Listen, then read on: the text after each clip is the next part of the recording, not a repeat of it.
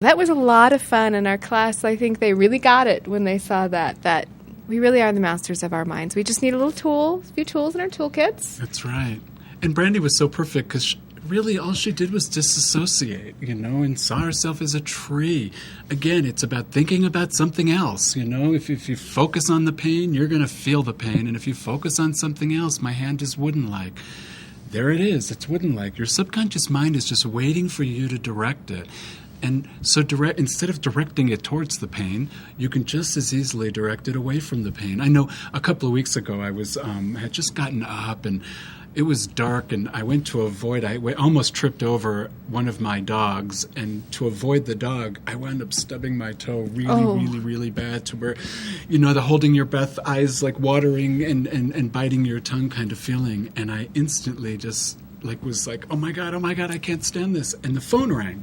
Mm-hmm. And I started to answer the phone. It was a friend of mine telling me, instantly starting to tell me jokes, and we started laughing, carrying on. And it wasn't until about a half an hour later when I went to leave the house and put my shoes on, I was like, oh yeah, I forgot I stubbed my toe. So even in that kind of intense pain, just one quick phone call and a good laugh and just distract myself from what was distracting me from comfort, which was the pain. Mm-hmm. And it's instantly gone. It's so fascinating to me. I love it. It's my favorite part of hypnotherapy is the clinical part of it, working with the power of the mind. And you've worked with a lot of people, Mitch, in your practice who've had really severe chronic pain, who are have been diagnosed with having in the area of months to live. And yeah, exactly. So it's some people think, well, if it's of this magnitude, it can't be helped, or if it's something like this, it can't be helped. But in any situation, at any time, in the middle of an accident, see Mitch is picking up the book "The Worst Is Over" by Judith Prager. It's by Judith Prager. It's called "The Worst." Judith Acosta. And Judith Acosta, yeah. And let's see if we could get that.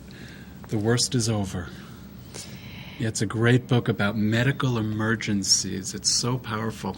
And they talk about one thing that I'm going to jump in here really quick. They talk about, because it really is it's just perception, how you perceive the experience. So I'm going to read a little bit about, she talks about it in terms of a roller coaster. And it says, in mind-body medicine, your interpretation... I know what I got. Oh, that's right. I was just about to say, I was supposed to tell him Sorry, you guys. to put on his glasses. Oh, much better. There we go. Let's see, in mind-body medicine, your interpretation of an event may be as important to your well-being as the event itself.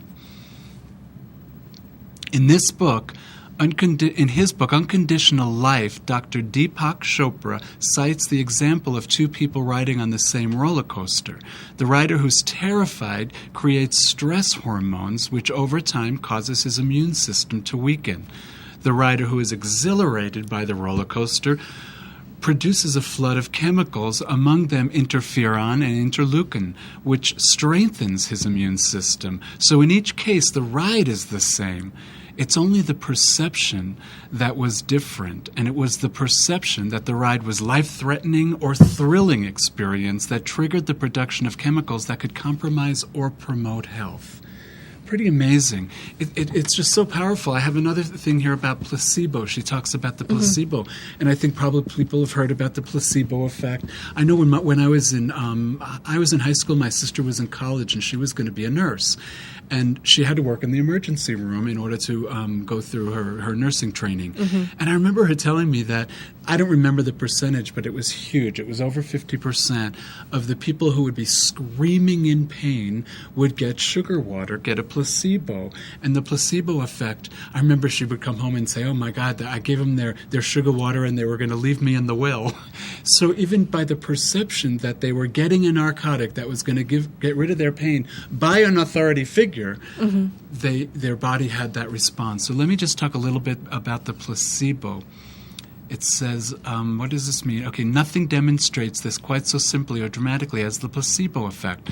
A placebo is a substance, just like a sugar pill, that's not expected to cause a medical effect in the body. When given by an authority figure, such as a doctor, with the suggestion that it will cure something, there's often amazing results. A placebo is considered simply a psychological influence, but it has exquisitely real psychological effects which can be measured.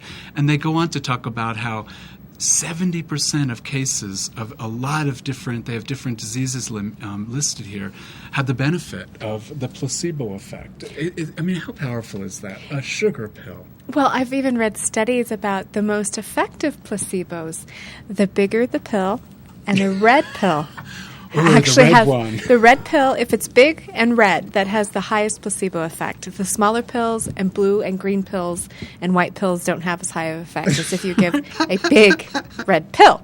Therefore, I'm going to stock my cabinets with some of those Luden's cough drops, those big red things, and for whatever ailment Nick has. He's got really bad growing pains. You know, his bones are growing and things. Just say, that. Here you go.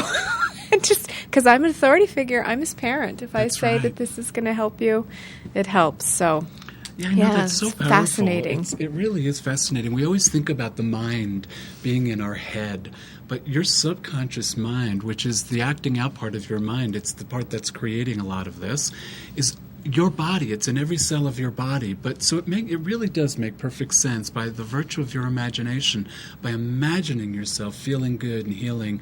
I mean, it makes perfect sense to me that would be your experience. Just like focusing on the pain creates more pain, focusing on the healing creates more healing. Definitely. And we have a clip that we've shown, months and months ago now, of a surgery that's performed in the UK. It's a hernia surgery. And the man that's undergoing the surgery, John Butler, is a clinical hypnotherapist who actually teaches medical hypnotherapy in London. And he elects to do the surgery without any anesthesia because his father had problems with anesthesia and he didn't want to risk having any of the problems of anesthesia that his father had. So he prepared himself for the surgery and then had the surgery performed with nothing more than using the power of his mind. So, a little bit graphic in some places. I actually don't watch the full video because I don't like to see people digging in other people's bodies. While they're awake. So we're going to show this and enjoy.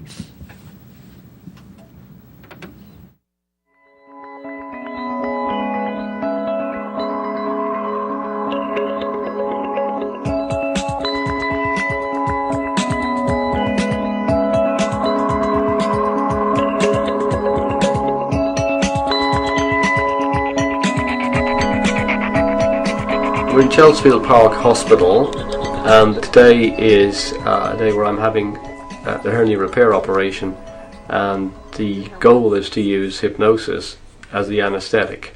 I don't want general anaesthetic, which is what I was offered originally, and within my family, my father had bad reactions to that drug, to the drugs they used at that time at least, and as I don't need it, I can use hypnosis.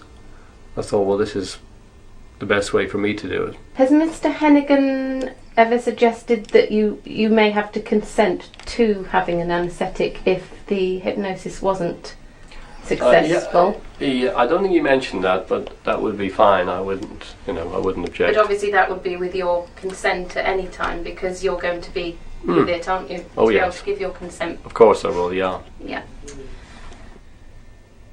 And your wife will be coming to collect you from hospital later? That's correct. Okay.